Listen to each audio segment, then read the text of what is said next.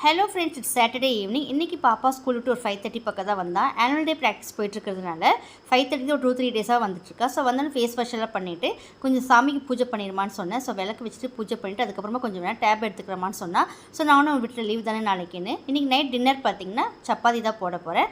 மைதாவும் கோதுமை சரிசமமாக எடுத்து பிசைஞ்சு நல்லா சுடு தண்ணியில் விட்டு பிசைஞ்சு கொஞ்சம் எண்ணெய் போட்டு நல்லா தடவி ஒரு 1/2 hour பக்கம் வச்சுட்டேன். ஒரு 7:30 பக்கமாக உருட்டிக்கலான்னு எடுத்து ஒரு பக்கம் வச்சுட்டேன். இன்றைக்கி பார்த்திங்கன்னா தக்காளி சட்னி, பீட்ரூட் பொரியல், சாம்பார் தான் இன்றைக்கி ரெடி பண்ணியிருந்தேன். ஸோ அதுவே அப்படியே இருந்தது. ஸோ சப்பாத்திக்கு சாம்பார் ரொம்ப நல்லா இருக்கும்னு சொன்ன பாப்பா.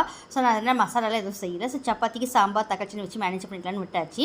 ஒரு 7:30 பக்கமாக திரட்ட ஆரம்பிக்கும் போது பாப்பா வந்து ரொம்ப பசிக்குதுமான்னு சொன்னால். ஸோ சுட ஒரு சப்பாத்தி போட்டு தக்காளி சட்னி வச்சு சாம்பார் வச்சு கொடுத்தா சாப்பிட உட்காந்துட்டா. ஸோ எங்கள் 2 பேருக்கு வந்து சப்பாத்தி ஒரு 10 சப்பாத்தி திரட்டினேன். ஸோ சாப்பிட்டு அதுக்கப்புறமா ஒரு 9 பக்கமாக நாங்கள் பெட்டுக்கு போயிட்டோம். ஸோ இந்த வீடியோ உங்களுக்கு பிடிச்சிருந்தா லைக் பண்ணுங்கள், ஷேர் பண்ணுங்கள், மறக்காமல் சப்ஸ்கிரைப் பண்ணிட்டு பாருங்கள். தேங்க்ஸ் ஃபார் வாட்சிங்.